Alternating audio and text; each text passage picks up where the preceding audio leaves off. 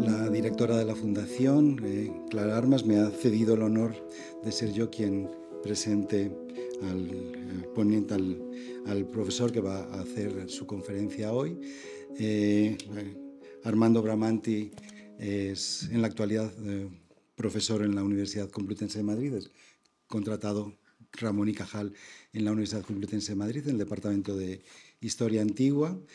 Su especialidad desde su formación, en España normalmente no podemos contar esas cosas los que tenemos cierta edad, porque primero nos hicimos de filosofía y letras, luego de historia antigua, y fuimos adquiriendo la especialización con un proceso un poco más lento. En su caso, su formación es italiana, en Italia desde mucho tiempo antes que en España existía ya la posibilidad de formarse como orientalista, y hizo su tesis doctoral sobre textos administrativos de Mesopotamia en el tercer milenio antes de la era, en la Universidad, en la Sapienza de Roma, y en la Universidad Friedrich Schiller de Jena, en Alemania.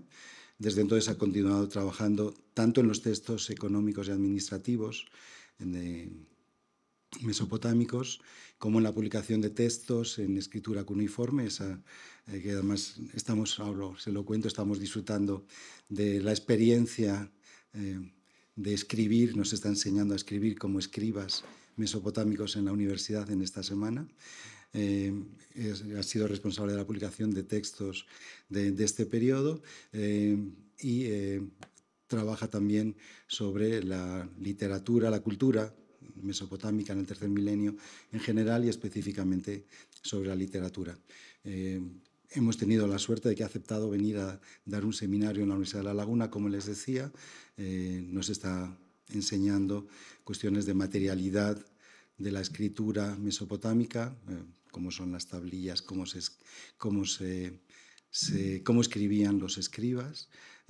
Uno de sus estudios ha sido precisamente cómo eran los instrumentos de escritura que utilizaban los escribas mesopotámicos, y ya no vamos a poder disfrutar de otra de sus conocimientos que ha plasmado en una reciente publicación. Ha publicado pues, la más reciente gramática de lengua sumeria que se ha publicado, y ya eso no nos va a dar tiempo en el seminario en esta semana. Y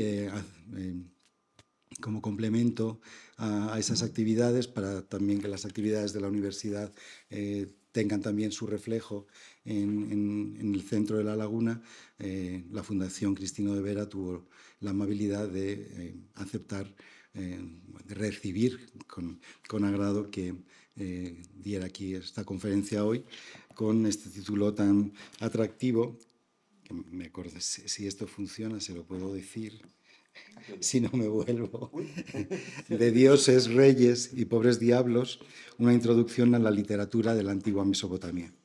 Y les dejo a ustedes con él.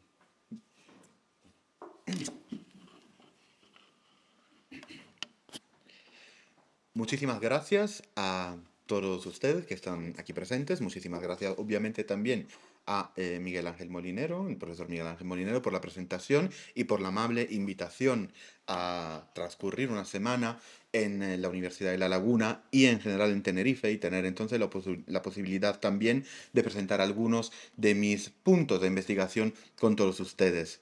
Claramente agradezco también muchísimo la Fundación por tenerme aquí y por darme la oportunidad de hablaros hoy, como también agradezco a los otros compañeros de la Universidad de La Laguna. Aquí tenemos también a Daniel Méndez, que también ha sido parte de esta invitación, a que agradezco públicamente. Dicho esto, yo estoy aquí parado, sentado. Es tal vez la primera vez que hago una conferencia, charla, exposición tan tranquila. Yo suelo moverme un poquito más y por lo tanto os digo, aparte de esta introducción muy formal que he hecho, la charla no va a ser tan formal, ¿vale? Entonces nos podemos todos relajar, nos movemos todos un poco, así, ¿vale? Si tenemos preguntas podemos incluso preguntar, levantar la mano y preguntar mientras que hago mi exposición, porque si no me siento un poco incómodo. A mis alumnos generalmente les digo que mis clases son interactivas. Esta no es una clase, obviamente, no pretendo enseñaros nada, es un diálogo que estamos aquí teniendo, pero aún así, si queremos hacerlo interactivo, muy bienvenidos todos, ¿vale? Entonces, Hoy os voy a hablar de Dioses, Reyes y Pobre Diablos, que es un título atractivo por un lado y puede parecer un poco de clickbait, ¿no? Os voy a enseñar que no es tanto clickbait, porque efectivamente en la literatura mesopotámica, de que vamos a hablar hoy, tenemos de todo, ¿vale? Aquí vemos detrás de mí una imagen de una tablilla de Gilgamesh. El nombre Gilgamesh lo conocemos todos, ¿cierto? Pero veremos que hay mucho más que Gilgamesh en Mesopotamia. Entonces, sigamos hablando de literaturas en plural encima del Próximo Oriente Antiguo. ¿De qué vamos a hablar hoy?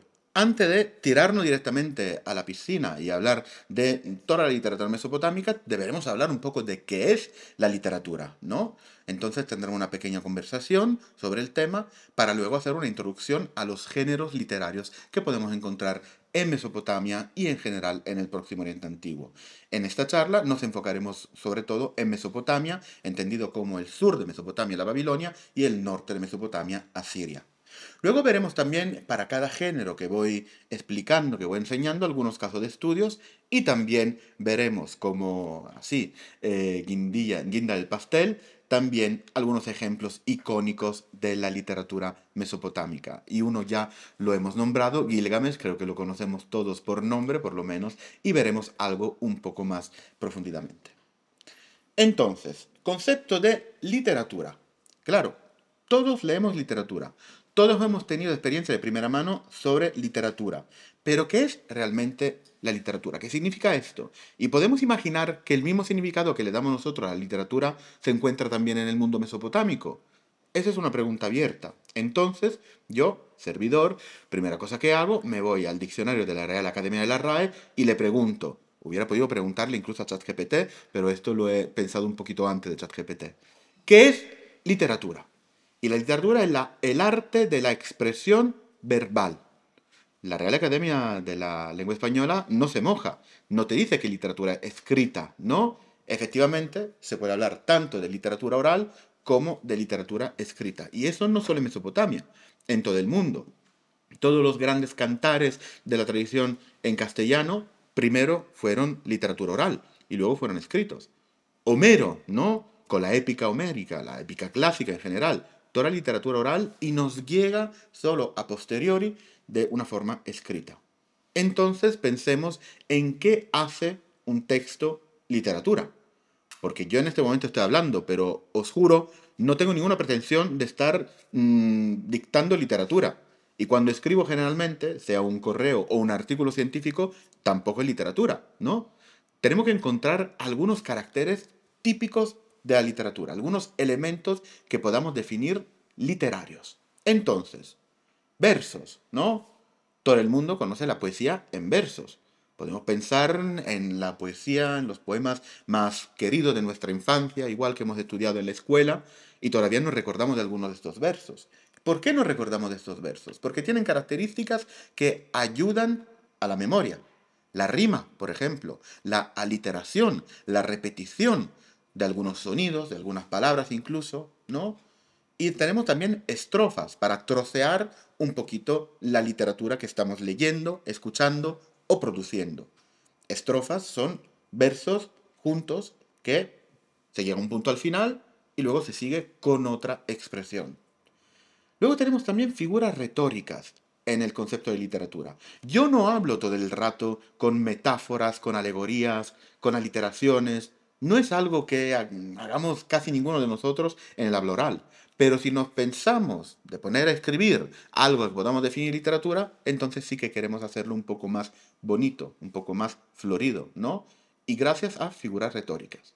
Y claramente, el léxico mismo que utilizamos cuando escribimos literatura no es el léxico del correo que le escribimos al administrador de la comunidad para decirle, oye, que tengo una grieta, ¿vale? Entonces, aquella grieta, desde el punto de vista literario, la tendré que expresar de una forma mucho más alta, mucho más bonita, mucho más interesante, incluso desde el punto de vista de la literatura. Y luego, para terminar esta pequeña introducción, tenemos el gran problema de poesía versus prosa. ¿Cuál es la diferencia entre poesía y prosa? Esa también es una gran pregunta. Decirle a Cicerón si estaba escribiendo poesía o prosa. Yo creo que no sabría contestar. Preguntarle a un latinista hoy día si lo de Cicerón era poesía o prosa.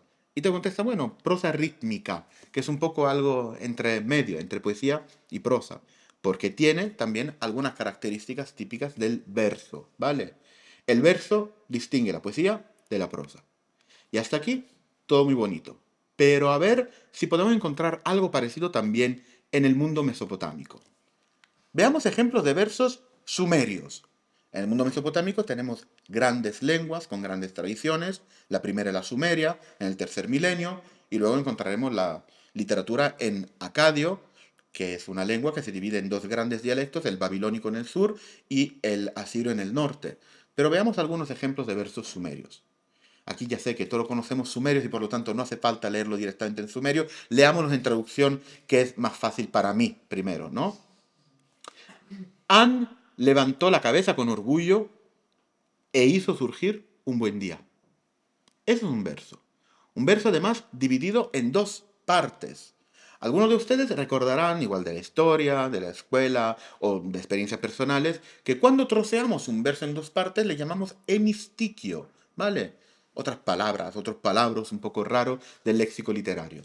Entonces estamos viendo que ya ahí los sumerios mismos, o quien estaba escribiendo, estaba pensando en una rítmica, ¿vale? El segundo ejemplo, copuló con la gran colina y dio su parte a la montaña. Aquí también tenemos dos partes, cada una independiente de la otra. Y si lo leyéramos en sumerio, y un pequeño spoiler, el sumerio no sabemos exactamente cómo se pronunciaba. Aún así, nos puede dar cierto sentido rítmico. Anne namnirra sang minil, udugamie, el primer verso, donde el segundo, hursang galgalangish bindug, curre jalabanshum. Todo esto tiene que ver con la percepción que quien escucha y quien lee también pueda tener de este texto. Pero eso era solo un primer ejemplo. No nos preocupemos que tendremos más ejemplos y más versos por leer. Hablemos también de otras características de la literatura que encontramos tanto en Mesopotamia como en realidad en cualquier otra literatura. Son textos excepcionales. Y en Mesopotamia, en nuestros estudios pedantes de vez en cuando filológicos, los diferenciamos de los Alltagstexte, que es un palabra alemán para decir textos de todos los días. ¿Qué son los textos de todos los días? Textos administrativos, económicos, cartas, el correo al administrador de la comunidad para decirle la grieta, el documento, el informe que hacemos cuando volvemos de un viaje de trabajo. Todo esto son textos de todos los días. La literatura es algo más excepcional, que si no queremos, no nos cruzamos en, en nuestra rutina del día a día. Y esto preguntarlos a muchos de mis o nuestros estudiantes en general, cuando dice, ¿cuál es la última obra de literatura que han leído? Uy, tal vez tiene que remontar hasta la secundaria o la primaria. Entonces vemos que no son de todos los días. Géneros literarios. También la palabra género nos está diciendo que hay distintas formas de hacer literatura, ¿no? Es una pluralidad de género. Pensemos en nuestra literatura. Tenemos novelas históricas, tenemos poesía, tenemos ciencia ficción, literatura noir, prensa amarilla, ¿no? Literatura rosa. Tenemos de todo. Y eso que me estoy dejando en el tintero, muchísimo más. Ahora, ¿nos podemos esperar que en Mesopotamia los sumerios, los babilonios, los asirios tuvieran también una pluralidad de géneros literarios? Desde luego. Pero la pregunta aquí, ¿sus géneros literarios coincidían con nuestros géneros literarios? Yo ahí igual diría que no, pero lo vamos a explorar junto esto dentro de pocos minutos. No nos podemos esperar una ciencia ficción desde la literatura mesopotámica. O sí, depende de cómo interpretemos el concepto de ciencia ficción. Ciencia ficción espacial, con naves espaciales, desde luego no. O sí, depende de cómo interpretemos también el concepto de espacio, de dioses y de cómo se movían estos dioses. Entonces tenemos que tener una mentalidad abierta y dejar la experiencia común, la experiencia del día a día que tenemos cuando nos enfrentamos y leemos una obra de literatura tan antigua. Para ubicarnos en el tiempo, cabe destacar que la cultura mesopotámica ocupa el tercer, el segundo, el primer milenio antes de nuestra era. O sea, estamos hablando de algo que remonta a 5.000, 4.000, 3.000 años antes de nosotros. Ahora bien, no toda la literatura es tan antigua y veremos también qué tiene que ver con su transmisión, pero eso lo dejamos para 5 minutos más allá. También tenemos algunas palabras que nos pueden ayudar a encasillar un poco este mare magnum, ese totus revolutum de literatura. Cánones, catálogos y escuelas. Como ya nos podemos imaginar, la literatura se estudiaba para ellos también en la escuela, no solo para nosotros. Y tenían catálogos. Catálogos, o sea, tablillas cuneiformes, como esta que vemos a mi espalda, donde ellos mismos hacían una lista de obras literarias. ¿Por qué? Para saber qué estaban haciendo en la escuela, para saber cuáles eran las guías docentes de estos profesores, tal vez, ¿no? Y luego, cánones. No toda literatura es canónica. ¿Pero qué significa canónica? Es un texto que se ha cristalizado, un texto que se ha establecido y que se va a repetir en el tiempo. ¿Vale? Tenemos distintas ediciones. No es lo mismo encontrarnos con una edición del 1852 del Quijote de Cervantes o con la edición del 2015. ¿La obra es la misma? Sí, pero incluso se hacen nuevos descubrimientos, se amplía y de todas formas tenemos más datos. Algo parecido pasaba también en la antigua Mesopotamia. Entonces, todos estos conceptos los vamos a explorar en los siguientes minutos. Nos estamos dejando algo en el tintero, algo que siempre entendemos como grande literatura. Pensemos en Grecia, en los autores clásicos, Eurípides, ¿no? Sófocles, ¿qué hacían ellos? Plauto, Terencio, teatro. ¿Existía el teatro en Mesopotamia? Os digo, el teatro como construcción no existía. Es un hecho clásico. Eso se lo dejamos a nuestros amigos griegos, romanos y a la gente que los estudia. Pero teatro no es solo el espacio. Teatro también es la obra en sí. ¿Y qué es una obra de teatro? Bueno, un poco lo que estoy haciendo yo ahora, una función. Entonces se puede decir que de alguna forma estoy hablando de manera literaria, incluso declamando y haciendo cosas con mi voz que generalmente en el día a día no hago. Bueno, eso es teatro. ¿Lo tenían en Mesopotamia? Pues desde luego, claro. Mucha literatura tenía un aspecto performativo. Y esta performance que tenemos en Mesopotamia es muy parecida a la que podemos tener incluso hoy día en nuestros teatros o en el Globe de Shakespeare o en un teatro clásico como el de Taormina, Siracusa y cualquier otro lugar griego. Ahora entonces hablemos de autoría. Cervantes, Shakespeare, Galdós. Son autores que escribieron sus novelas, su teatro, sus obras. Y luego se me escapa un momento, igual me lo podéis sugerir. ¿Quién escribió El Cantar del Mío Cid? A mí no me recuerdo ahora. Es anónimo, ¿no? Bueno, pero no es que sea anónimo. Alguien tuvo que escribirlo. Pero no era importante el nombre. El Cantar del Mío Cid era un elemento común. Era propiedad de todo el mundo. No era de nadie, ¿vale? Y sigue no siendo de nadie. Y por lo tanto podemos imaginar mucha literatura, y sobre todo en el ámbito mesopotámico, y verla en una óptica parecida. La obra literaria existen, pero el autor no es relevante. No es que no haya existido, simplemente no les interesaba. Ahora bien, tenemos algunas excepciones. Algunos de los nombres que ponemos ahí en la presentación os suenan tal vez. Enheduanna escribió himnos, sumerio los templos, escribió de su padre. ¿Quién era su padre? El gran Sargón de Akkad. Era la hija de Sargón de Akkad, un gran soberano del tercer milenio. Y bueno, la obra literaria de Enheduanna la escribió realmente Enheduanna. Está firmada, entre comillas, tiene el nombre de Enheduanna. Y era una mujer, la primera mujer escritora de la historia. Esto suena muy bien, ya lo sé. Y me gustaría repetir que sí era la primera mujer escritora de la historia, pero probablemente no era nada más, nada menos que un juego de los escribas. O la pelota que le estaban haciendo al emperador, a Sargón. O ni siquiera, porque son todos textos que ni siquiera remontan a la época de esta persona, Enheduanna, o de su padre Sargón. Son textos posteriores. Exploraremos también qué significa posterior en un texto mesopotámico. Otros autores, Sinlekyunnini, el autor, el escriba, cuyo nombre aparece en la gran epopeya de Gilgamesh, el Gilgamesh babilónico. Es un nombre, no es el único. Es un nombre que ha caído ahí y posiblemente por relevancia de la copia de que él escriba o otra vez por juego literario. Son muchas las explicaciones. Incluso en la Teodicea babilónica tenemos otro nombre, otro autor, Esangil-Kinapli. Bueno, no tenemos muchísimo más autores, de todas formas. Estos son tres nombres icónicos que podemos encontrar en la literatura mesopotámica. Y aún así, estamos viendo cómo no necesariamente son personas que realmente hayan escrito ese texto. Bueno, ahora que hemos hecho una presentación un poco genérica sobre el concepto de literatura y ya nos estamos empezando a plantear preguntas y tal vez a dar respuestas también sobre el tema de la literatura, veamos un poco la transmisión de la literatura. En este mapa del próximo Oriente Antiguo, no solo de Mesopotamia, Mesopotamia es la tierra entre el Tigris y el Éufrates, en el centro de este mapa, nos encontramos con varias ciudades, con varios puntitos que son los puntitos donde más literatura se ha encontrado en el mundo mesopotámico. Nippur, Nínive, y fuera de Mesopotamia, Emar, Ebla, Ugarit, Susa, Hattusa.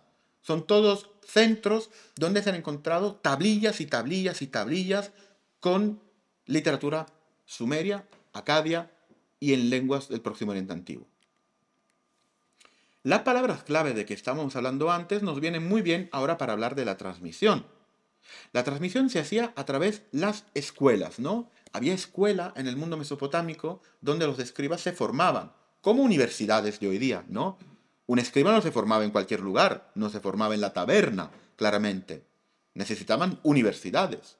Y después de que estos textos se escribieran, terminaban en bibliotecas. No todos, pero conocemos algunas bibliotecas. Así, para nombrarles un par, podemos nombrar la biblioteca del Palacio de Ebla, en Siria, obliterada por un incendio a mediados del tercer milenio, o la biblioteca de Asurbanipal, en Nínive, aquella ciudad que vemos a mi espalda, en el norte de Mesopotamia, donde hemos encontrado muchísimos textos preservados hasta el primer milenio, y por lo tanto que gracias a esta biblioteca llegaron al tercer milenio después de nuestra era, o sea, a nosotros.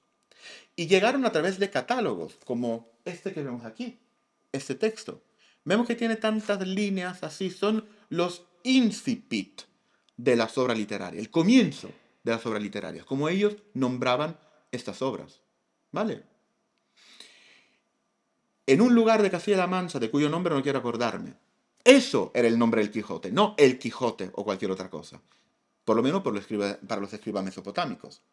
También tenían colofones, que eran pequeños apartados al final de una tablilla, como este que vemos aquí, siempre a mi espalda, que nos indican el contenido de aquella tablilla. Por si acaso, si no tenemos mucho tiempo y queremos revisar rápidamente, podemos decir, ah, esta era la tablilla que me hablaba de aquel texto ahí, sin que no lo leamos todo, ¿vale?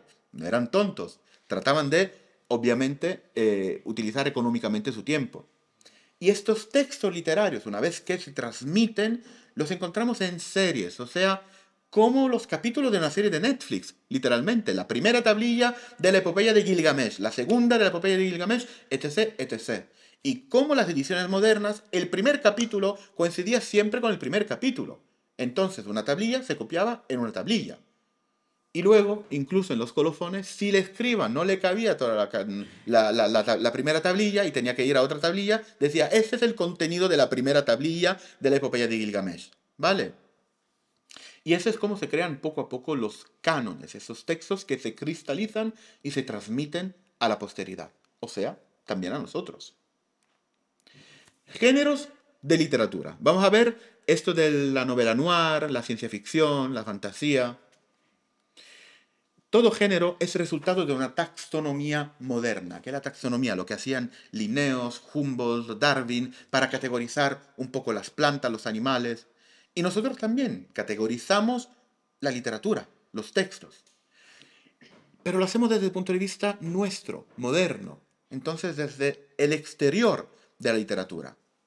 Y luego también tenemos algunas etiquetas antiguas que nos pueden ayudar. Lo que pasa es que no todas las etiquetas son así de fáciles de entender o corresponden a nuestros géneros. Veamos alguna. A partir de literatura sumeria. Ya veremos esto de literatura sumeria acadia, ya llego.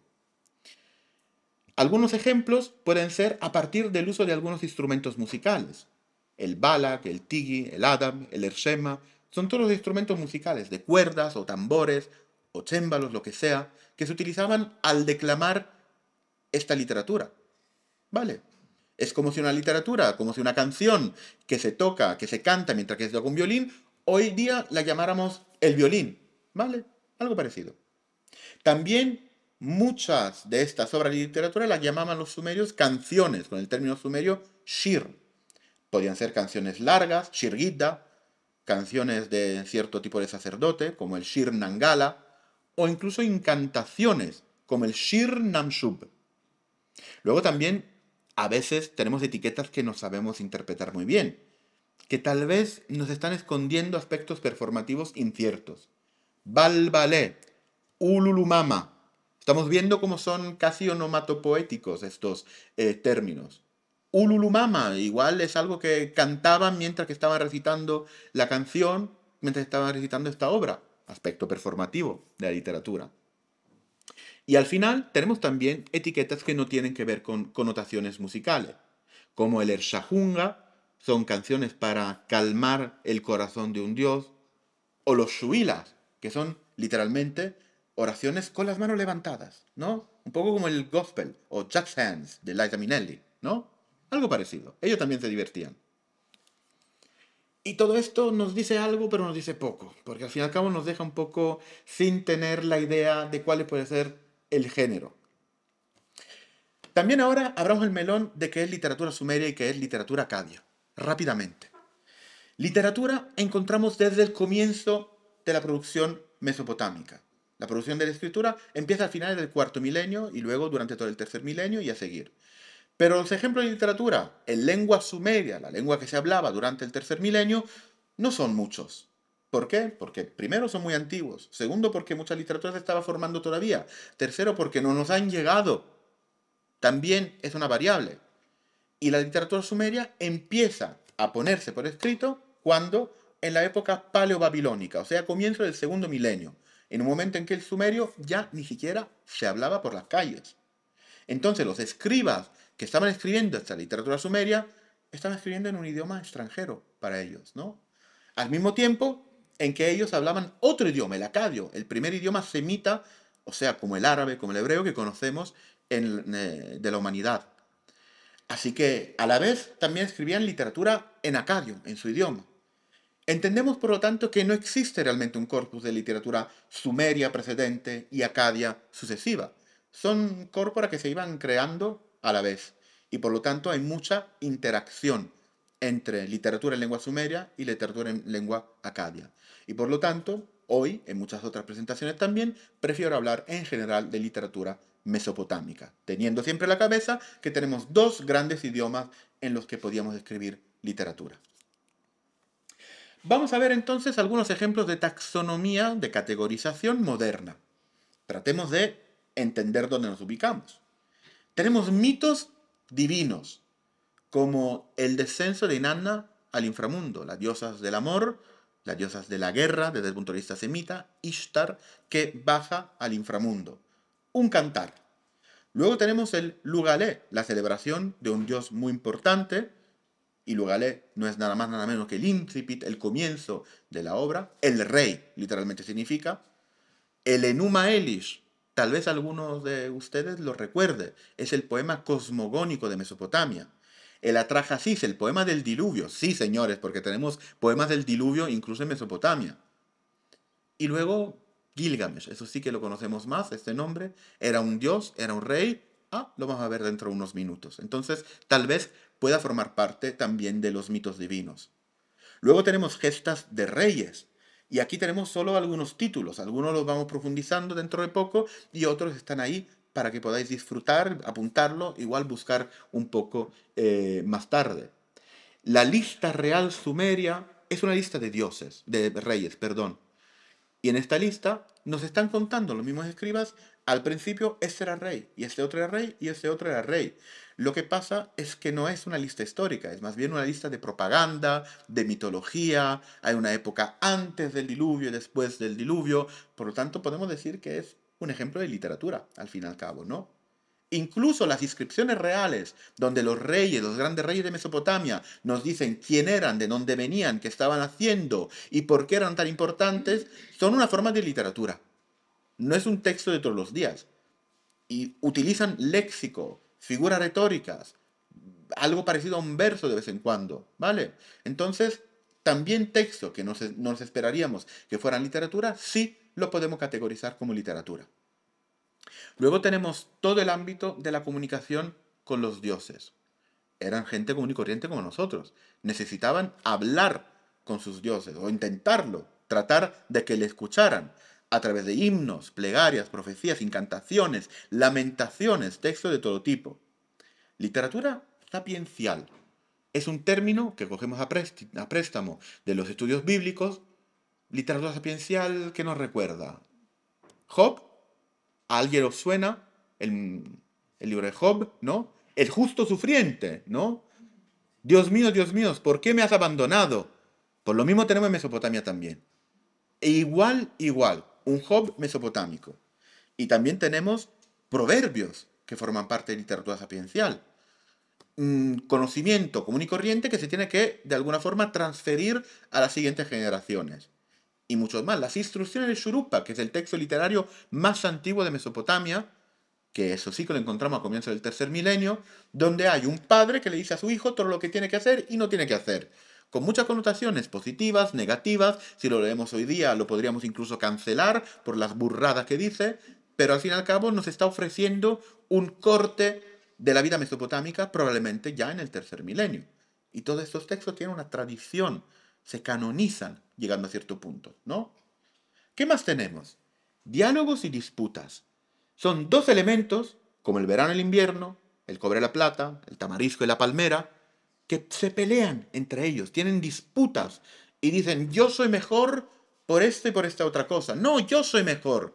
Y contestan de una forma performativa. Tal vez esto es el ejemplo más interesante de teatro en el mundo mesopotámico. El tamarisco, que es una planta, un árbol, que tiene una madera resistente, una madera con quien se pueden construir puertas, casas incluso, ¿no? Y le dice a la palmera, mira, con tu tronco no se puede hacer nada, porque el tronco de la palmera efectivamente no es para construir.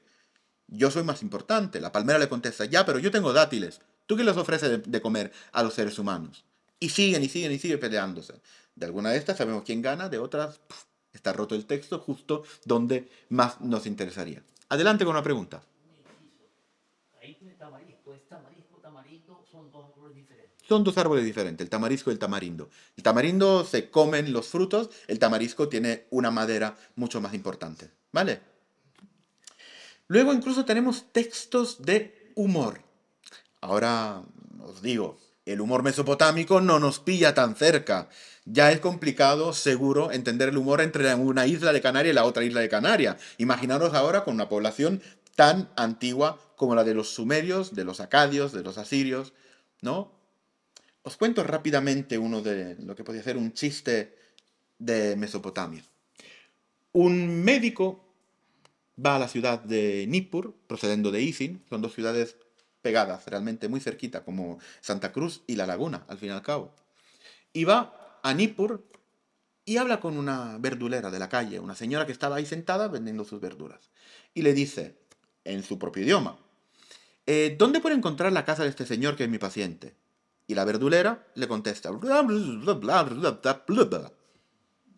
médico no entiende nada. Dice, perdón señora, ¿puede repetir? Y el médico dice, yo no le estoy entendiendo. De alguna forma la señora luego dice, ahí, aquí, allá, se expresa muy bien. La señora le estaba hablando en sumerio. El sumerio era como el latín o como el francés, un idioma culto, ¿vale? Que ya poco a poco se iba perdiendo. Pero en Nippur, la ciudad más importante del mundo sumerio, todavía se conservaba. Este médico, tan grande y tan culto, ni siquiera sabía entender el sumerio. Pero no se ha terminado. Este médico, al poco tiempo, vuelve y le había mordido un perro, porque se había metido donde no se tenía que meter. Y la verdulera dice, mira, tan culto y tan ignorante. Y eso le hace reír, o sonreír por lo menos, y a algunos de nosotros también nos puede hacer sonreír. También tenemos cartas literarias, que no es lo mismo escribirle a la comunidad para decirle la grieta o decirle en aquella pared blanquecina y resplandeciente de mi humilde morada se halla una grieta que me hace penar. Eso ya es literario. Y de vez en cuando estos juegos literarios lo hacían también en Mesopotamia. Y luego, por terminar, y no por terminar, porque podía haber muchísimos más géneros, dependiendo de la persona que analiza esta literatura, nos encontramos con poesía de amor. Y esto tal vez tenga más que ver con los pobres diablos que con los reyes y con los dioses. Teníamos una observación al fondo. Así que, o sea, pese a la similitud entre la gramática, ¿no?, lenguas semíticas, entonces el acadio y el sumerio no era como a lo mejor italiano y español, que, o sea, era súper... Para nada. Son dos idiomas que no tienen nada que ver el uno con el otro, como el chino y el japonés. Comparten sistema de escritura, pero no forman parte para nada del mismo grupo lingüístico. Hay préstamos entre un idioma y el otro, pero la gramática, las palabras, la expresión es completamente distinta, ¿vale? ¿Qué estamos viendo con esta pequeña taxonomía rápida, taxonomía de la literatura mesopotámica? Que una taxonomía universal realmente es imposible. Preguntarle a otro asiriólogo, así nos denominamos las personas que estudian la literatura mesopotámica y los documentos en general mesopotámicos, cuál es una taxonomía de la literatura, y os van a presentar una casi completamente distinta. Ni siquiera sabemos si ubicar Gilgamesh entre mitos divinos o gestas de reyes en este momento, ¿vale? Entonces, nosotros trabajamos con esto. Luego vamos a ver si tenemos alguna otra idea, ¿vale? Vamos a ver, por lo tanto, algunos de los mitos divinos. No lo podemos ver todos porque son muchísimos. La literatura mesopotámica abarca muchísimos temas distintos, muchísimos dioses distintos, y los dioses mesopotámicos eran más de 3000, lo que conozcamos nosotros. Y de vez en cuando vamos siempre encontrando nuevos dioses. Yo mismo, por casualidad, hace un par de años, me he encontrado con un nuevo dios, el dios Kama, una Kama divina, ¿vale? Luego igual os puedo pasar la referencia, pero bueno, hay dioses más importantes del dios de la Kama, obviamente. Enki y Ninmah son dos dioses, estos son nombres un poco particulares, obviamente. Vamos a conocer poco a poco estos dioses. Enki es un dios creador, el dios que crea la humanidad. Y de hecho, en este mito encontramos la antropogonía, la creación de la humanidad. Entonces los dioses, en algún momento, están cansados de hacer los trabajos del mundo de los dioses, los canales, la agricultura, para comer y tal, y dice, oye, tú, Enki, despierta. ¿Por qué no creas algo que nos puede simplificar un poco la vida? Y Enki crea el hombre. Ya, pero luego llega Ninmah, otra señora que había ayudado también, señora divina, claramente, que había ayudado la creación del hombre, y dice, no, no, no, el hombre yo lo he creado yo, soy yo la más importante. Entonces empieza un contencioso entre estos dos dioses, que termina con Ninmah, que va creando 6 o 7, dependiendo de las tradiciones literarias, figuras pseudohumanas que tienen muchos problemas. Uno es cojo, el otro no ve, el otro le falta los genitales. Y Enki, como buen creador que es, siempre le asigna un rol a estos seres. O sea, que nadie le puede derrotar a Enki. Enki encuentra un lugar para todos. Luego, pero, Enki dice, oye, yo tengo una tarea para ti, Ninmah. Te creo yo un ser y a ver qué puedes hacer tú con este ser. Ese ser era Humul. Los días son son lejanos. Eso significa. Enki, leamos un poco, se volvió hacia Ninmah, vierte el semen eyaculado en el vientre de una mujer y esta mujer procreará del semen en su vientre. En resumen, este era el Humul. Su cabeza estaba enferma, sus sienes estaban enfermas, sus ojos estaban enfermos, su cuello estaba enfermo, respiraba con dificultad, sus costillas estaban aplastadas, sus pulmones estaban enfermos, su interior estaba enfermo, sus entrañas estaban enfermas, sus manos no podían levantar comida a la boca debido a la cabeza que pendía. La columna vertebral no estaba unida a la cabeza, los hombros caídos y los pies planos no le permitían caminar por el campo. Así lo hizo Enki. Pobre ser, ¿no? Ninmah se lo pone aquí, en el vientre, y dice, yo tengo que encontrar una solución para este ser. Y mientras se lo pone en las piernas, empiezan a derrumbarse templos, las ciudades tienen catástrofes, pasa de todo. Se arma literalmente la marimorena. Entonces dice, no, no, no, no, no, tienes razón. Enki, tú eres el mejor, tú has ganado. Enki dice, ah, ¿has visto? Bueno, de todas formas, que soy tan magnánimo, yo te digo que tú también has aportado a la creación del género humano. Pero, por favor, Ninmah, quítate este Humul y deja que se derrumben las ciudades, ¿vale? Literalmente le dice. Bueno, todo esto son mitos de fundación, ¿no? Aquí estamos fundando que la creación del ser humano y que también las personas con discapacidades, por ejemplo, pueden ser útiles para la vida. Enlil y Ninlil, otra obra de literatura. Enlil es el dios principal del panteón sumerio en el tercer milenio y Ninlil es una figura femenina que tiene un nombre parecido, o sea, será su paredra, su pareja. Es el mito de fundación de la pareja. Todo el mundo necesita su pareja, incluso los dioses tienen pareja. ¿Qué dice este mito? Ninlil, todavía virgen, se baña en un río y la madre dice, ten cuidado porque ahí está Enlil que igual te puede hacer daño. Claramente, a Ninlil no le hace caso a su madre y Enlil termina uniéndose con Ninlil. Y engendran el dios Suen, el dios de la luna. Mito de fundación de la luna, de dónde viene la luna, y ahí lo tenemos explicado. Cuando los dioses saben de esto, le dice, Enlil, vete ya del mundo de los dioses, vete a los ínferos, vete al inframundo. Y ahí entonces, con este ostracismo, Enlil va hacia los infiernos. Pero Ninlil, que al fin y al cabo, claramente a Ninlil le gustaba a Enlil, le sigue. Y Enlil se disfraza 3 veces para seguir uniéndose con Ninlil. Y de estos 3 disfraces nacen 3 seres que serán responsables de la vida en el inframundo. Son todas hipóstasis de Enlil, disfraces de Enlil, ¿vale? Aquí estamos fundando la pareja, estamos fundando el mundo del inframundo, estamos fundando las figuras también que presidían el mundo de los ínferos. Luego tenemos este Lugalé, esta obra de literatura donde empezamos por el rey. ¿Y quién será este rey? Será tal Ninurta, uno de los dioses más importantes de Nippur, aquella ciudad del mundo sumerio de donde procedía la verdulera que hablaba sumerio, ¿no? En esta obra de literatura nos encontramos con un monstruo, muchos monstruos tenemos en la literatura mesopotámica, Asag, que acompañado por muchas piedras, por muchos boulders, ¿cómo se puede decir? Piedras muy grandes, importantes, así, atacaba a la humanidad y atacaba también a Ninurta, Asag, el señor de la montaña. Ahí, después de una lucha épica, donde nos encontramos incluso con un arma de estas que hablan, como en el género de fantasía, Sharur, como Excalibur, ¿no? Fundamentalmente, al final derrota a Asang y, por lo tanto, se hace él el señor de todo el creado, Ninurta. Y ahí también tenemos otros dioses, la Ninmah de antes, que es una diosa madre, y Ninhursanga, y otra diosa, Nisaba. Se van añadiendo muchas diosas y dioses en el relato literario para que la gente común y corriente los conozca. Ahora nosotros hemos añadido ya Enki, Ninmah, Enlil, Ninlil, Ninurta, Ninmah, Ninhursanga, Nisaba. Son muchos nombres, la gente se perdía.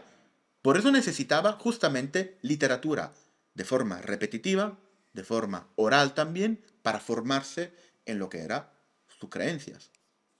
Y terminamos en los mitos divinos con las bodas de Martu. ¿Quién es este Martu? ¿Nos recuerda? Un pueblo, los amorreos, un pueblo de estos bárbaros. No me gusta hablar de bárbaro, pero para simplificarlo mucho, desde el punto de vista mesopotámico, que no tenían las mismas costumbres.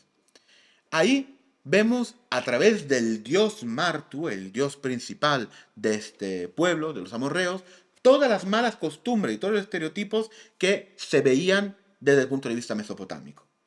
Aquí tenemos un señor bruto, este Martu, que se tiene que casar, llegado a un cierto punto, y encuentra una fiesta de un pueblo, ¿no? Y en esta fiesta se ponen a hacer juegos, y gana estos juegos. El dueño de la fiesta, el dueño del circo, le dice, bueno, te doy entonces como premio estas piedras. Y dicen, no quiero las piedras preciosas como premio. Yo quiero a tu hija, la Angar Kiduk, esta señorita. Bueno, si es que te tengo que dar mi hija, toma mi hija. Mientras la amiga de esta hija le dice, ten cuidado con este Martu, es un bruto, te va a pegar, no va a ser buen esposo, y esta otra cosa. Pero al final, esa señora, pese a haberle escuchado todo, dice, yo sí me casaré con Martu. Y así termina el mito. Allí estamos viendo todas las características del pueblo amorreo desde el punto de vista mesopotámico, ¿no? Estamos viendo también cómo, pese a ser este presunto dios principal de los amorreos, Martu, tan bruto, teníamos que convivir, porque al fin y al cabo ocupamos la misma tierra. Todos mitos fundacionales, de cierta forma, ¿no? Casi que nos estamos cansando de mitos divinos, pero os quiero presentar en 10 minutitos uno de los principales, si no el principal mito divino. El Enuma Elish, o sea, el poema cosmogónico. Es el poema más importante de la cosmogonía, de la creación del cosmos, repartido en su versión canónica en 7 tablillas. Ahí, otra vez, un mito de fundación, pero de muchísimos fenómenos distintos. También, otra vez, la creación de la humanidad. Todas estas obras literarias dialogaban entre ellas a lo largo de los siglos y de los milenios, ¿vale?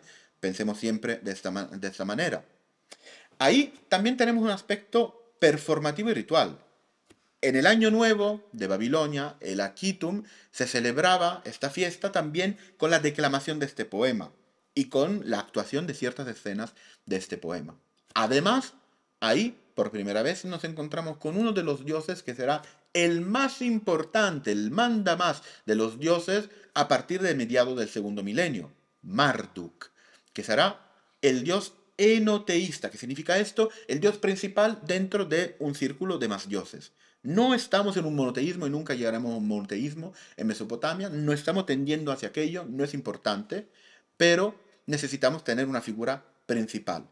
Y gracias a este poema los estamos exaltando. A través de la exaltación también vemos un montón de luchas divinas, dioses que pelean con otros dioses, que al fin y al cabo explican también cómo los seres humanos luchan entre ellos. Dime.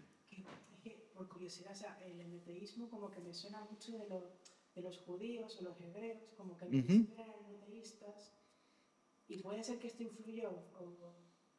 Aquí estamos mucho antes de los judíos. Entonces, si influye por el otro lado. Ya veremos dónde influye. No te preocupes que ahí te tengo fichado, ya sé dónde vamos. Sigamos un poco con el Enuma Elish y luego vamos con contactos entre literaturas distintas.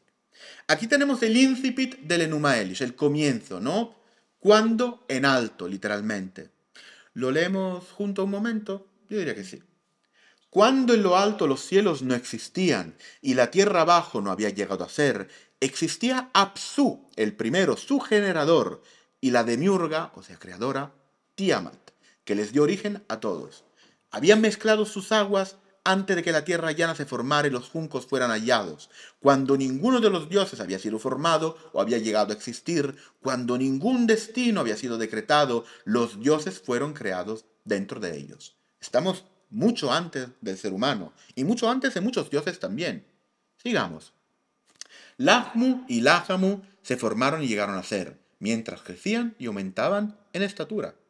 Anshar y Kishar, que los superaban, fueron creados. Prolongaron sus días, multiplicaron sus años. Parejas divinas que se suceden una tras la otra.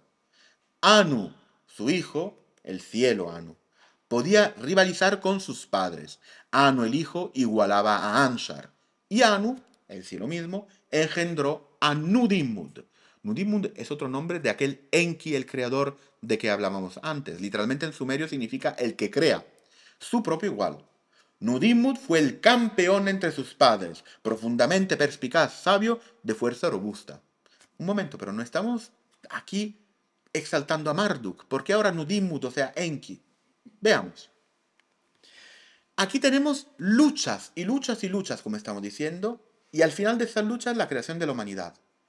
Los dioses están irrequietos, los dioses tienen mucho que hacer y molestan a este Apsu, que era la representación de las aguas del inframundo. Y este Apsu les quiere matar. Entonces Ea, otro nombre de Enki, los dioses tienen muchos nombres, tienen un nombre en sumerio, un nombre en acadio, un nom de plume, otros nombres, seudónimos y tal. Tenemos que acostumbrarnos a esto. Lamentablemente es parte del juego de hoy. Entonces este Ea los defiende, derrota a este monstruo Apsu y se adueña de su cuerpo y ahí genera a este campeón nuevo, Marduk. En Apsu nació Marduk. En el puro Apsu nació Marduk.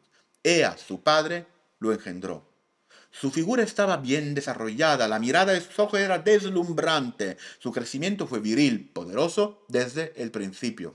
Un verdadero hombre de pelo en pecho, ¿no? Y ya veremos que otros hombres de pelo en pecho encontraremos dentro de poco. Pero sigamos con el relato del Enuma Elish. Los dioses siguen irrequietos pese a la creación del nuevo dios. Y empiezan a luchar entre ellos y se forman dos facciones. Eso nos suena de las luchas intestinas de las comunidades, de los departamentos, de las calles mismas, ¿no? Y entonces tenemos Ea, aquel creador, Nudimmud, Enki, en contra de Tiamat, que es como un dragón en la literatura mesopotámica. No conocemos muy bien la forma de esta Tiamat, a veces encontramos en iconografía algo parecido, lo podemos imaginar como una serpiente, como un dragón. Y Tiamat y Ea eligen dos campeones que lo representen. Kingu, por el punto de vista de los malos porque nosotros los vemos desde este punto de vista, pobrecillos, no habían hecho nada. Y luego Marduk, nuestro campeón, que será el jefe, el mandamás del panteón mesopotámico de aquí a poco. Claramente Marduk le gana a todos y descuartiza el cuerpo de Tiamat. A partir de este descuartizar el cuerpo de Tiamat se forma el universo, el cosmos. De los dos ojos de Tiamat salen los dos ríos de Mesopotamia, el Tigris y el Éufrates. De la piel de Tiamat estrechada se va a formar la bóveda del cielo, ¿vale? Y muchas más escenas un poco gore.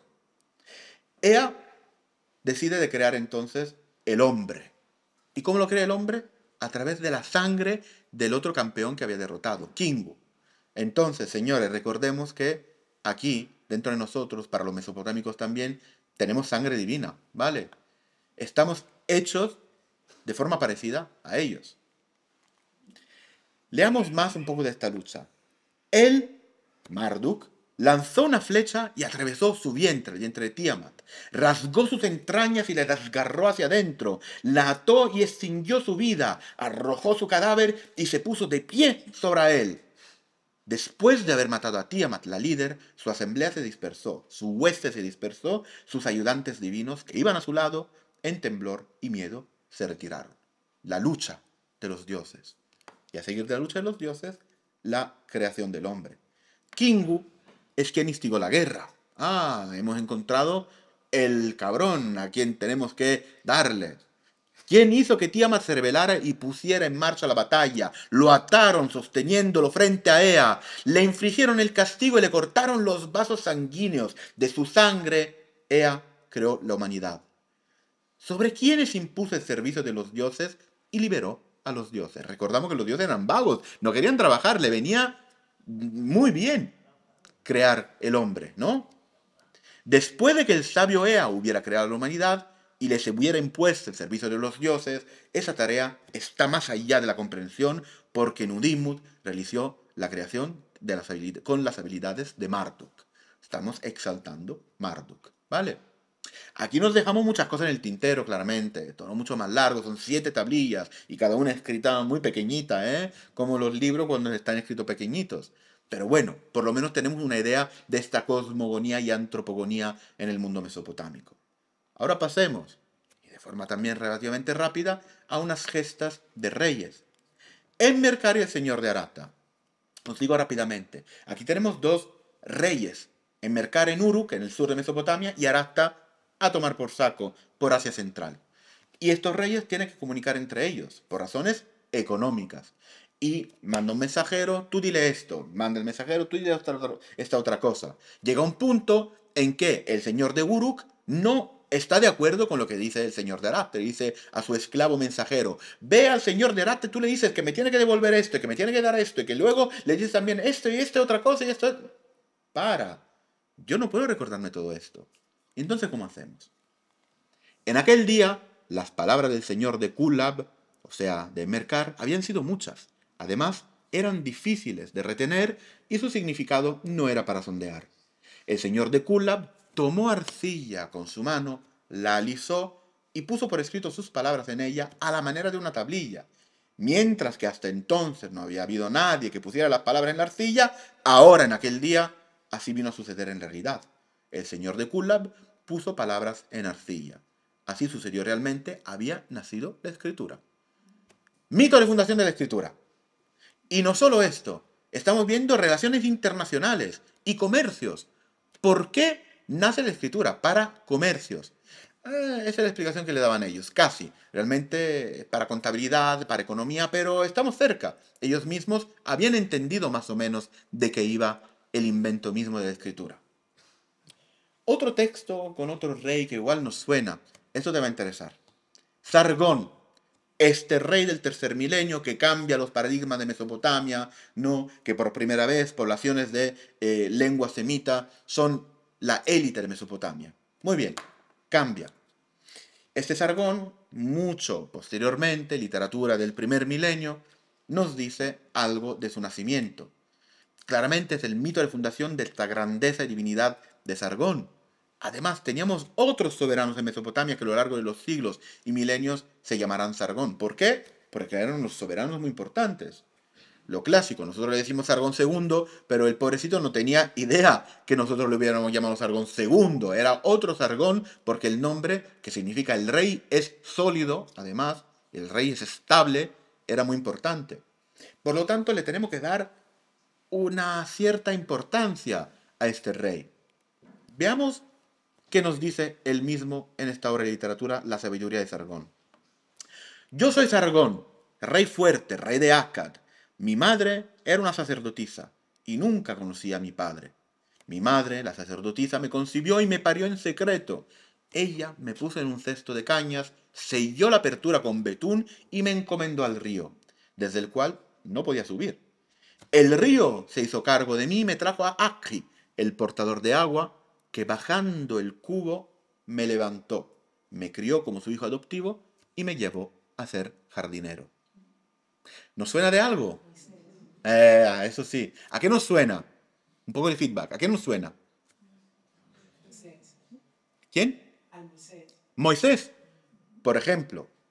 Pero nos suena a otras cosas también. ¿A quién? Rómulo y Remo, ¿no? Lo mismo.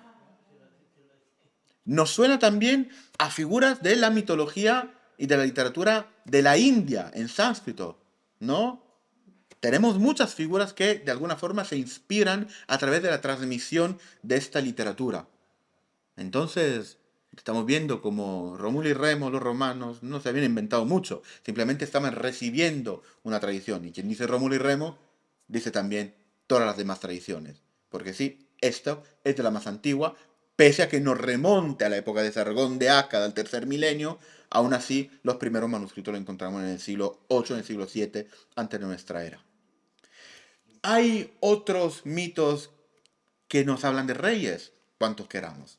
De reyes sumerios, como Utujengal de Uruk, reyes asirios, Tukulti-Ninurta, el rey más importante de la época Sira Media, el que derrota a los babilonios. A mí me cae mal porque soy pro-babilonio, pero estos son asuntos míos, asuntos propios. Y luego reyes babilónicos, Ansuiluna de Babilonia, Naram-Sin-Desnunna, Nabucodonosor I. Ese es el primero, el segundo nos suena más Nabucodonosor. ¿Por qué nos suena el Nabucco de Verdi, no? De ahí viene la historia, el del cautiverio de los judíos en Babilonia, pero bueno, ya estamos un poco divagando. Y también las famosas listas e inscripciones reales de que estábamos hablando antes, que también nos hablan de reyes. Entonces estamos viendo cómo la literatura celebra dioses, celebra reyes e incluso celebra figuras que están entre el uno y el otro. ¿De quién vamos a hablar entonces ahora? ¿Qué opináis? Pues hablemos de Gilgamesh. Hablemos. Aquí tenemos la figura de Gilgamesh entre historia y literatura. Os digo, voy a gastar 10 minutos en esto. Luego, si queremos, podemos profundizar. Nos voy a contar enterita la historia de Gilgamesh. Alguien luego levanta la mano. ¿Te has saltado esto? Pues sí, me va a saltar muchos episodios. ¿Quién es, ante todo, este señor, Gilgamesh? Es un personaje mitológico, porque aparece ya en varios mitos de la época del tercer milenio, que podemos hacer remontar a la época del tercer milenio, de la época de los babilonios, muchos mitos. Pero será también un personaje histórico. De hecho, en la lista real sumeria de que hablábamos antes, esta lista de, en principio este fue rey y luego este otro fue rey y tal, lo encontramos como rey postdiluviano, después del diluvio. Los reyes antes del diluvio son mitológicos para todos nosotros que luego vamos leyendo, porque no podemos atar cabos y encontrar una respuesta en la historia. Pero luego los reyes postdiluvianos sí que de vez en cuando se pueden atar a la historia. Y de hecho, podemos encontrar incluso algunas sincronías entre otros soberanos de la misma época que luego encontramos en inscripciones reales. Entonces no tenemos la certeza de que Gilgamesh hubiera sido un rey de Uruk, su ciudad, de forma histórica, pero sí que tal vez algún Gilgamesh o algún personaje parecido habrá existido y habrá inspirado cierto mito, ¿vale? Entonces, según el mito, ¿quién era Gilgamesh? Era hijo de la diosa Ninsun, la divina vaca. Pues sí, había vacas que incluso eran divinas, como esta señora. Al fin y al cabo, Gilgamesh es el héroe mesopotámico, es el emblema cultural de la fortaleza mesopotámica, ¿no? Ya es algo que trascende los milenios, lo encontramos en todo el periodo de la historia mesopotámica. Nosotros no sé si podemos encontrar algo parecido en la literatura castellana, tal vez el Quijote es lo más importante, pero luego hay muchísimas más figuras, ¿vale? Los héroes homéricos, por ejemplo, en la literatura moderna mediterránea. De todas formas, veamos la amplia tradición literaria que tuvo a lo largo de 3 milenios. Ahí os pongo dos de las tablillas más reconocibles de las versiones canónicas de Gilgamesh, ¿no? La quinta y la 11ª.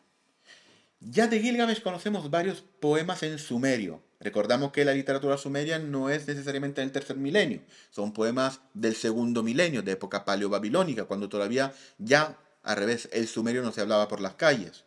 Y luego tenemos la versión, o mejor dicho, las versiones canónicas en acadio. Una redacción en Babilonia de aquel escriba Sinlekyunnini de que habíamos hablado antes bajo el concepto de autoría, de finales del 2.º milenio en 11 tablillas. Y luego una redacción final que encontramos en la biblioteca de Asurbanipal de Nínive, aquella biblioteca importante en el norte de Mesopotamia, del siglo VII, en 12 tablillas. Le añadieron una tablilla, un capítulo más, un bonus content, ¿no? Eso tiene que ver con una compilación seguida y una expansión de todo el material precedente, incluso del material de la literatura sumeria que habíamos visto antes, incluso varios mitos que van confluyendo en esta epopeya que viene a ser la epopeya tal vez más importante desde nuestro punto de vista del mundo mesopotámico. El diluvio también tendrá que ver con Gilgamesh. La creación en parte de seres tiene que ver con Gilgamesh. Vamos a ver entonces un poco de la historia de la que podemos definir como la primera novela de la historia. El incipit, ellos no lo llamaban a la epopeya de Gilgamesh claramente, es el que conoció el abismo. Así grandilocuente, claramente. Y luego sigue. Vemos un Gilgamesh en su ciudad, Uruk, irrequieto, que no puede parar, que siempre está haciendo cosas y no descansa ni deja descansar. Entonces la población dice, le hace falta algo a este Gilgamesh, le hace falta tal vez un compañero. Estamos hartos de este Gilgamesh, ¿vale? Y la diosa madre Aruru, una de las muchísimas diosas madres mesopotámicas, le crea un compañero, Enkidu. Recordemos este nombre porque es importante. Gilgamesh y Enkidu primero luchan entre ellos y luego, de buen machirulos, se hacen super compañeros inseparables, ¿vale? Veamos un poco la creación de este Enkidu. Todo su cuerpo estaba recubierto de pelo. Tenía los cabellos largos como los de la mujer.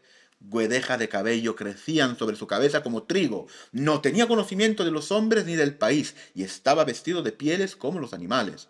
Comía hierba junto a las gacelas. Saciaba la sed en las pozas con los bovinos. Se revolcaba en el agua junto a los animales salvajes. Era un animal. ¿Cómo podía Gilgamesh, un rey tan importante, tan fino, juntarse con él? Entonces a Enkidu también le hacía falta algo. Y le hacía falta copular con una mujer. Entonces le presentan a Shamhat, la que es una prostituta, al fin y al cabo, y después de la cópula, Enkidu se transforma en un ser humano, en un ser normal, con quien Gilgamesh puede hacer buenas migas y ser compañero inseparable. Veamos algunos de los trabajos de Gilgamesh y Enkidu. Y aquí la elección de la palabra trabajos no es aleatoria. Tienen algo que ver con otros trabajos famosos de otra literatura más tardía. ¿De quién? Heracles, por ejemplo, ¿vale? Son distintos de todas formas. Primero, Gilgamesh y Enkidu viajan hacia el bosque de los cedros. Se hacen viajecitos, excursiones, rutas, ¿no? Y llegan ahí y matan a su guardián, el monstruo Hubaba. Recordémonos una cosa. que en el mundo mesopotámico nada estaba ahí por casualidad.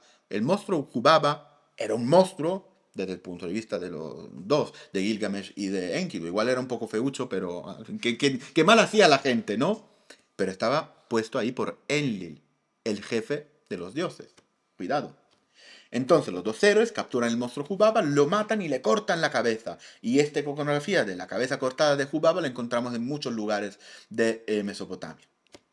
Otra cosa mariposa. La diosa Ishtar, que era la contrapartida semita de Inanna, la diosa del amor, del sexo, muy atractiva, y luego de la guerra también, en el mundo acadio y babilónico. Ahora estamos viendo un poco el Gilgamesh canónico, entonces en lengua acadia. La diosa Ishtar ve ahí Gilgamesh, se enamora de él y le dice, este para mí. Y Gilgamesh le dice, pero ni de coña, déjame en paz, ¿qué quieres tú de mí? A ver, ahora mucho se puede decir de la relación entre Gilgamesh y Enkidu, por qué Gilgamesh le diga que no a Inanna, a Ishtar, y sí, homosexualidad en el mundo mesopotámico, sí existía como siempre ha existido. ¿Es un tema central en la epopeya de Gilgamesh? Realmente no. Ahí estamos fundando otras cosas. Que luego podía existir amor, cercanía entre personas del mismo sexo, ya esa es otra cosa. Un tema que se puede tematizar, pero que de momento lo dejamos un poco atrás. El rechazo de Gilgamesh no tiene que ver con que no le gustaban las mujeres. Tiene que ver con cómo terminaron todos los amantes de Ishtar antes de él. Todos muertos, moridos, matados. Entonces Gilgamesh no quería terminar como ellos. Rechaza a la diosa, la ofende, y por eso le dice todos los amantes pasados y sus destinos. Ishtar, en cólera, como pongo ahí, le envía el toro del cielo, el toro de An el cielo, que casualmente era el padre de Ishtar, además. Papi, mándame algo para defenderme de este bruto. Ahí tenemos una escena de tauromaquia y el furor violento de Enkidu, que en algún momento mata este toro celeste. Además lo descuartizan y le tiran una pata del toro celeste a Ishtar. ¡Qué buen cabreo! Bueno, ya estamos viendo que Gilgamesh siempre deja las partes más complicadas a Enkidu. Ya veremos qué pasa. Enkidu, de ahí a poco, empieza a tener sueños, pesadillas, delirios. Y estos sueños, pesadillas y delirios son fruto de la impiedad.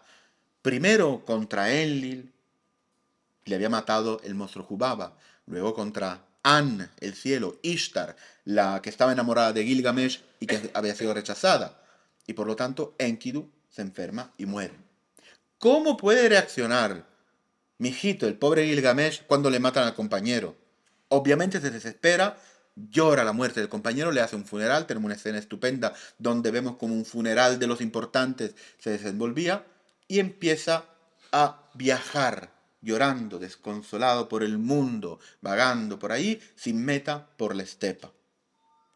Por mera intuición, decide de ir a buscar a Utanapishtim, el hombre que se salvó del diluvio. Este Utanapishtim era aquel hombre que había sido encargado de construir un barco para salvarse del diluvio universal. Historia del diluvio tenemos muchísimas en el mundo mesopotámico, ¿vale? De todas formas, van más o menos como la que conocemos todos nosotros en la Biblia. No me repito porque no tenemos mucho tiempo. Aquí, Utanapishtim le explica entonces todo el mito del diluvio, lo que pasó, cómo se salvó, y otra vez nos repiten en la tablilla número 11 que estamos viendo antes, toda esa historia muy conocida. Gilgamesh dice, ok, todo muy guay, pero ¿para qué esto? ¿Yo qué hago con esto? Utanapishtim dice, bueno, para que vea cómo va el mundo, cómo van las cosas. Pero Gilgamesh seguía desconsolado. Entonces la mujer de Utanapishtim dice, oye, hazle un favor, dile algo de esto que tú sabes. Bueno, Utanapishtim entonces decide hacerle un regalo a Gilgamesh y le cuenta de una planta que crece en el fondo del mar y que tal vez le pueda dar lo que él le está buscando. Escuchado esto, Gilgamesh se tira a la piscina, literalmente, se tira a la mar salada y se ata a una piedra, baja en el fondo del océano y empieza a caminar buscando. Aquí, señores, no importaba que Gilgamesh pudiese respirar, no pudiese respirar. Eso parece ciencia ficción, de verdad. Entonces sí que tenemos incluso ciencia ficción en el mundo mesopotámico, ¿no? Ahí tenemos como los grandes relatos de que va a la luna y camina por la luna con su caballo, con las alas y tal. algo muy parecido, ¿no? La encuentra esa planta. Y es la planta de la juventud. Una planta con la que tal vez pueda derrotar a la muerte. Mijita, el pobre Gilgamesh, no era de los más afortunados del mundo. De hecho, sube a la superficie, para en un pozo, para refrescarse un poco, y mientras que se está refrescando en el pozo, una serpiente se acerca y le lleva la flor. Y además, se come esta flor, y mientras que se está yendo, esa serpiente pierde la piel. O sea, se está haciendo más joven. Gilgamesh, desesperado, ya no le falta nada más que volver a Uruk con las manos vacías. Y así termina tristemente la historia de Gilgamesh. Pero, ¿qué nos está enseñando Gilgamesh? ¿Qué les está enseñando a la gente que escuchaba la historia de Gilgamesh en Mesopotamia? Que la muerte es muerte, no se puede derrotar, tú no puedes volver de los infiernos. Bueno, algunos más o menos pudo volver, pero estas son otras historias divinas, y que nos complican un poco.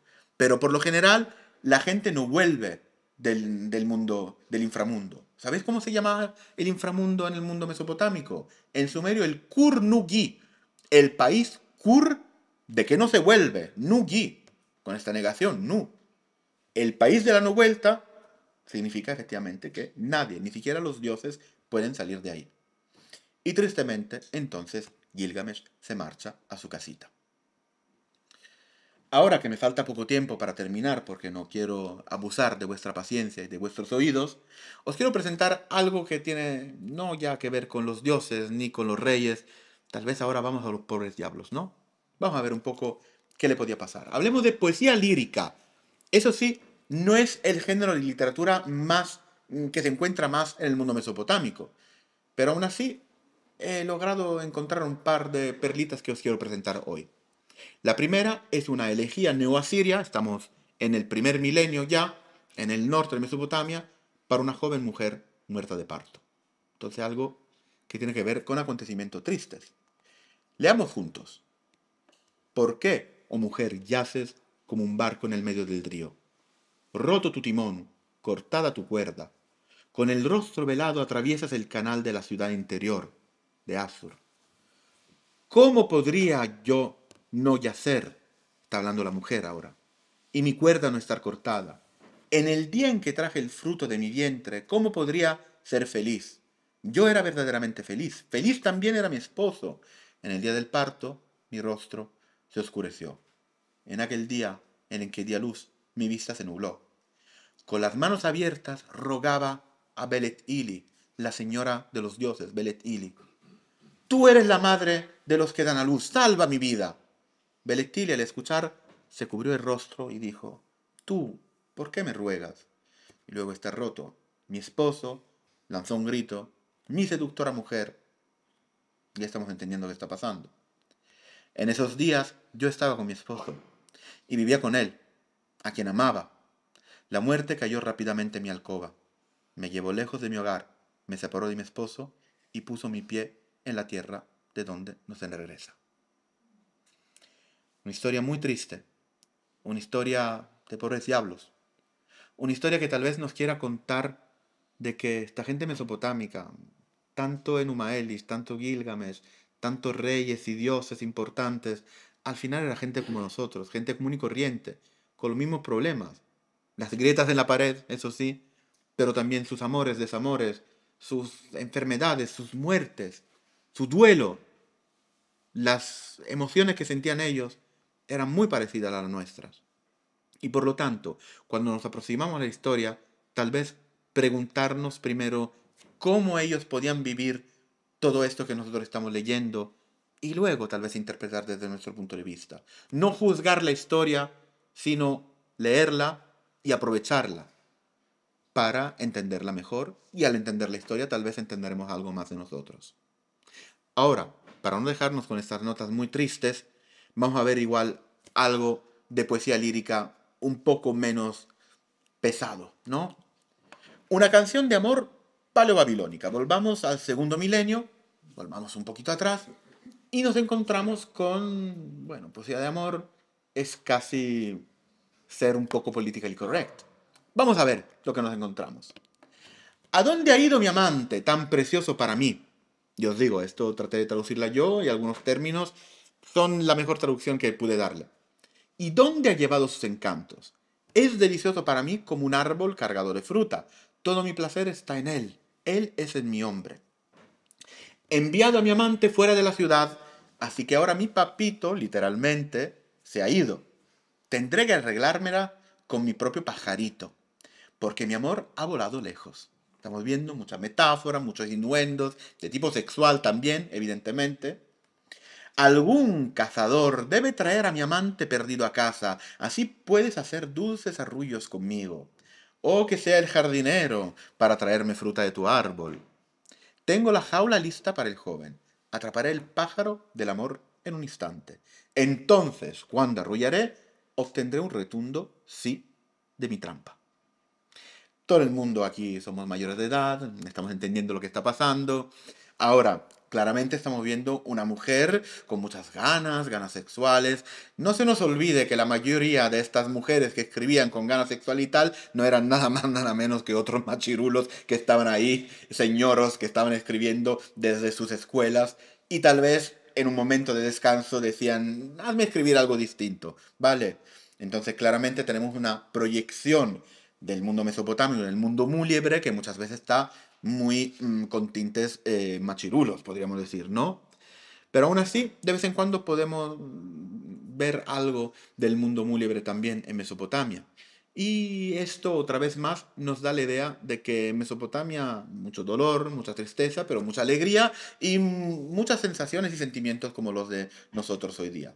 Entonces, una vez más, olvidémonos de estas estatuas blanquecinas que encontramos en los museos, estos relieves sin colores tan aburridos, y pensemos en una Mesopotamia, en un mundo antiguo, en Technicolor, ¿no? Con todos los posibles colores que tanto nos emocionan a nosotros y que también seguramente hubieran emocionado a ellos mismos.